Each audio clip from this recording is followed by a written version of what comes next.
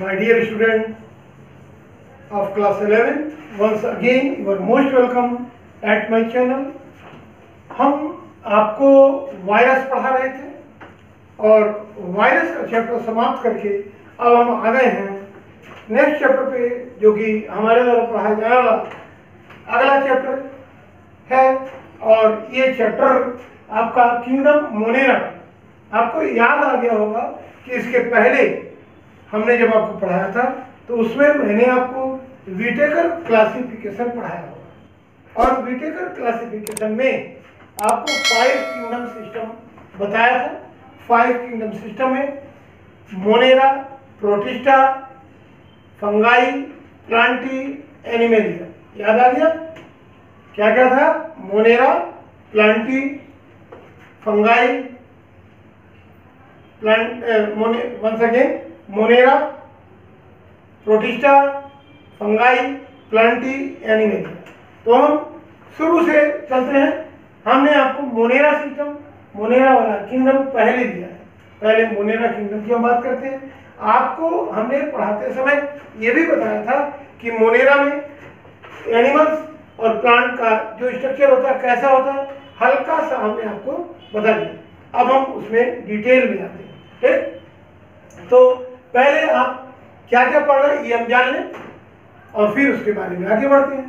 तो देखिए, आते हैं क्लास किंगडम मोनेरा में। सबसे पहले तो आप ये जान लीजिए कि जो प्रोकैरियोट्स एनिमल्स थे, स्मॉलेस्ट, टाइनेस्ट, सबसे छोटे माइक्रोस्कोपिक प्रोकैरियोट्स एनिमल, इसको कहाँ रखा गया था? मोनेरा में। और मोनेरा में रखा गया था, इसके लिए सबसे पहले प्रपोज किया था अर्नेस्ट हेकल ने 1866 में। 1866 में किसने प्रपोज किया था? अर्नेस्ट हेकल ने। लेकिन बाद में 1969 में जब क्लासिफिकेशन किया था रॉबर्ट विटेकर ने, तो 1969 में मोनेरा को एस्टेब्लिश किया एक किंगडम के रूप में, जो कि उनके क्लासिफिकेशन का पहला किंगडम था। क्लियर? तो उसमें हमें देखने को मिला। लेकिन इससे पहले ही 1866 में 1866 में अर्नेस्ट हेकल ने प्रपोज किया था इस किंगडम के लिए। लेकिन बाद में इसको रॉबर्ट विटेकर के द्वारा एक स्थायी रूप से नाम दिया गया था। ऐसे एनिमल्स के लिए अलग किंगडम ही बनाया गया। क्लियर? अब हमें पढ़ना क्या क्या है? मेन कैरेक्टर में इसके पढ़ लेते हैं। किसके? मोनेरा के। और इसका क्लासिफिकेशन, मेन कैरेक्टर और क्लासिफिकेशन, ये दो चीजें आज हम आपको बताएंगे।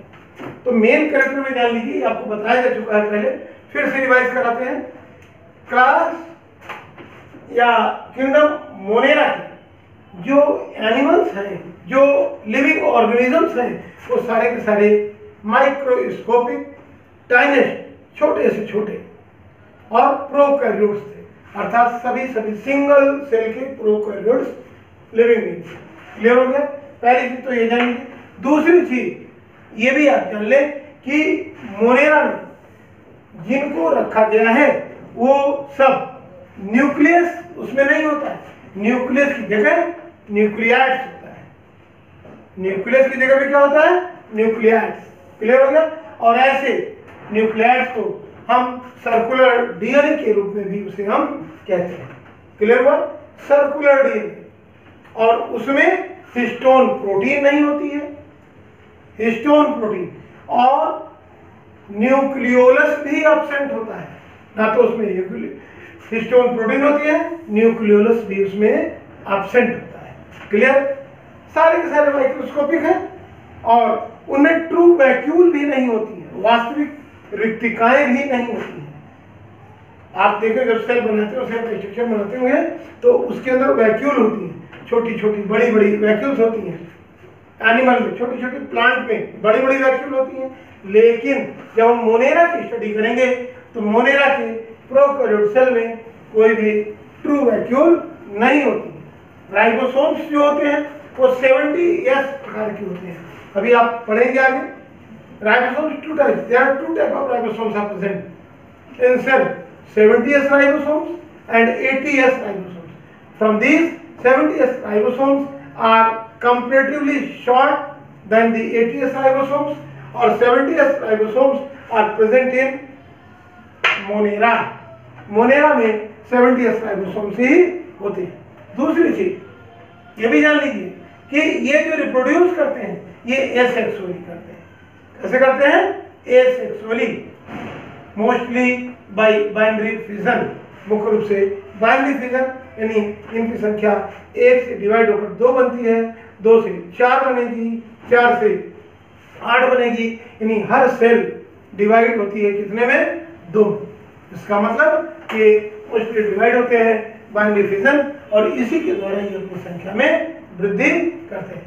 इनमें लोकोमोशन जो होता है वो या तो सीलिया के द्वारा होगा या फ्लैजिला के द्वारा होगा. किसके द्वारा होगा? सीलिया के द्वारा या फिर फ्लैजिला के द्वारा. क्लियर? सीलिया क्या होता है? जब कोई स्ट्रक्चर होता है तो इनकी बॉडी पे छोटे छोटे स्ट्रक्चर जो होते हैं इन्हें हम बोलते हैं सीलिया. ठीक. और जब एक बड़ा सा स्ट्रक्चर होता है तो इसे हम बोलते हैं फ्लैजिला. याद रहेगा?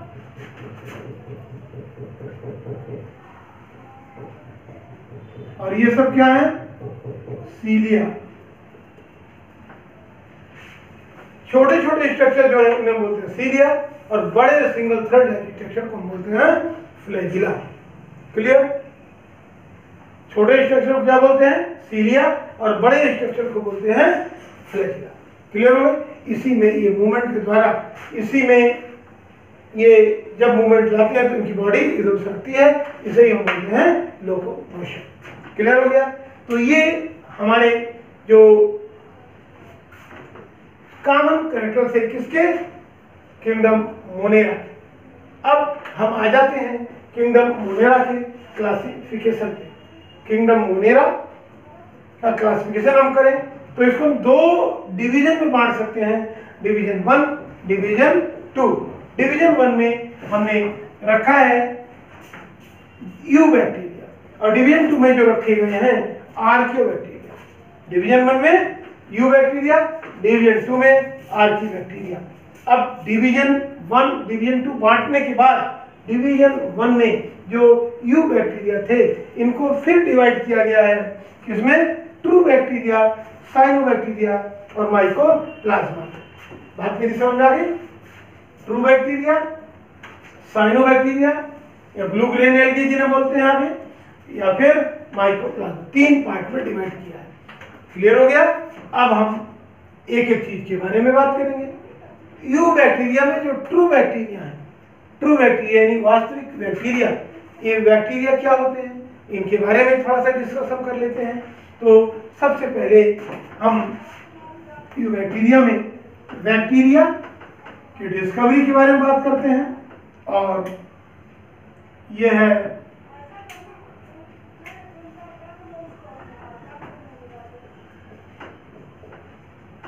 बैक्टीरिया. बैक्टीरिया क्या है? बैक्टीरिया को किसने खोजा था? बता सकते हैं? बोलो, अगर कोई बता सके. अपने मन में सोचे, अपने हाई स्कूल में भी पढ़ा होगा.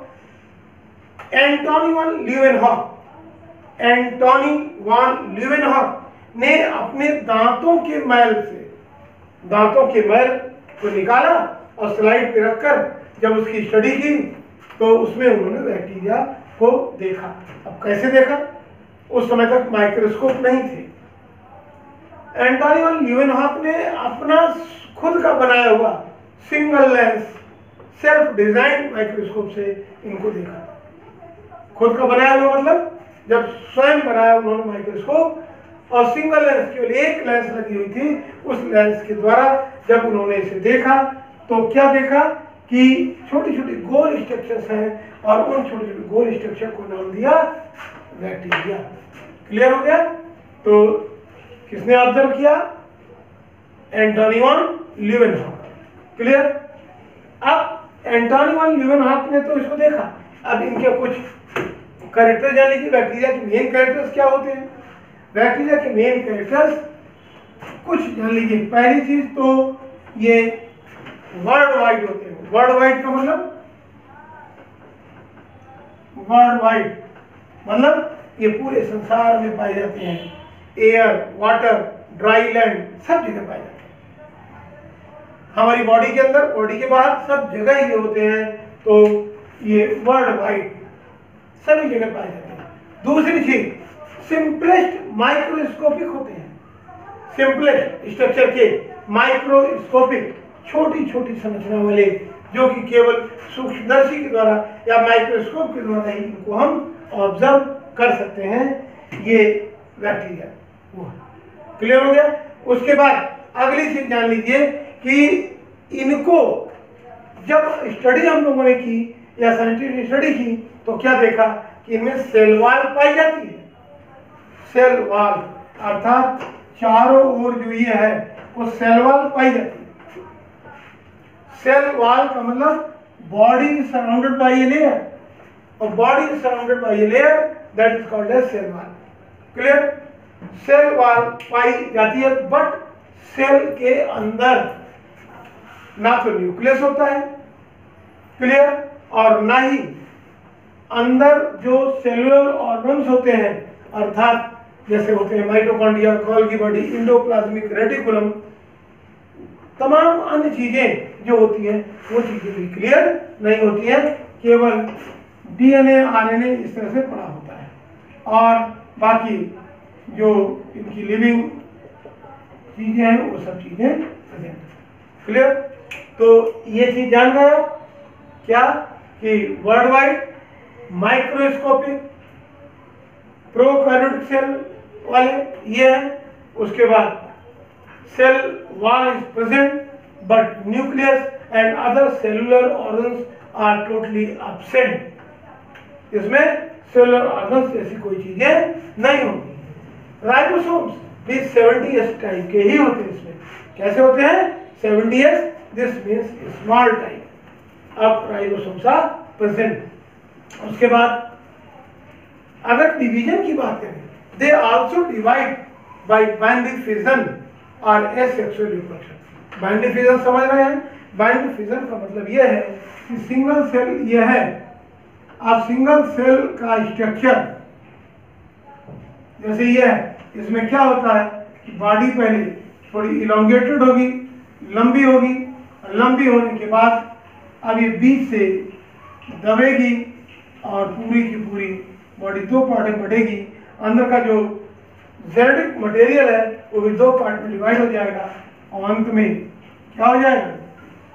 ये लगभग पूरी तरीके से अलग हो जाएंगी, और इस प्रकार से एक से दो पार्ट बन गए, और इस पूरे डिवीजन को हम बोलते हैं बाइनरी फिजन, यानी एक से दो पार्ट में बढ़ जाने की प्रोसेस को बोलते हैं बाइनरी फिजन। एसेक्सुअल रिप्रोडक्शन नहीं होता। एसेक्सुअल रिप्रोडक्शन में जो ये बताया गया है, इसी को ही सबसे ज्यादा मान्यता मिली है, सबसे ज्यादा यही माना गया है कि बाइनरी फिजन। और सेक्सुअल तो पहले ये माना जाता था कि सेक्सुअल रिप्रोडक्शन बैक्टीरिया में होता ही नहीं है, बट नाउअडेज ये प्रूव हुआ है कि बैक्टीरिया में भी सेक्सुअल रिप्रोडक्शन पाया जाता है। क्लियर हुआ? तो हम ये कह सकते हैं कि ये लिविंग बीइंग में डेवलपमेंट की ओर एक बड़ा कदम है। हम वायरस में थे, केवल नॉन लिविंग थे, बैक्टीरिया में आ गए, अब ये पूरी तरीके से लिविंग है। इन्हें मारा जा सकता है, मर सकते हैं, ये दोबारा नहीं पैदा हो सकते हैं। अर्थात वायरस में जो चीज थी कि virus never destroyed, they can store for several years, but bacteria में ऐसा नहीं है। बैक्टीरिया ये खत्म करने योग्य है, अर्थात इनको नष्ट किया जा सकता है, और जब नष्ट हो जाते हैं दोबारा नहीं प्रोड्यूस होंगे। जो मर गया वो नहीं बनेगा, जो डिवाइड होकर पड़ा है वही आगे रिप्रोड्यूस करके बीमारियां पैदा कर सकते हैं, तरह तरह के और लिविंग एक्टिविटीज को शो कर सकते हैं, लेकिन खत्म किए जा सकते हैं। क्लियर हुआ? तो हमने आपको बताया बैक्टीरिया में, ट्रू बैक्टीरिया के बारे में। ट्रू बैक्टीरिया की डिस्कवरी के बारे में बताया कि एंटोनी वान ल्यूवेनहॉफ ने की थी, सेल्फ डिजाइन माइक्रोस्कोप से की थी, कैरेक्टर बता दिए। आज इतना ही। अब हम नेक्स्ट डे नेक्स्ट टॉपिक के साथ मिलेंगे। हाँ, हमारा वीडियो अगर आपको अच्छा लगा हो लाइक शेयर सब्सक्राइब जरूर करिएगा। नेक्स्ट डे नए टॉपिक के साथ फिर मिलेंगे। आज के लिए इतना ही। Thank you.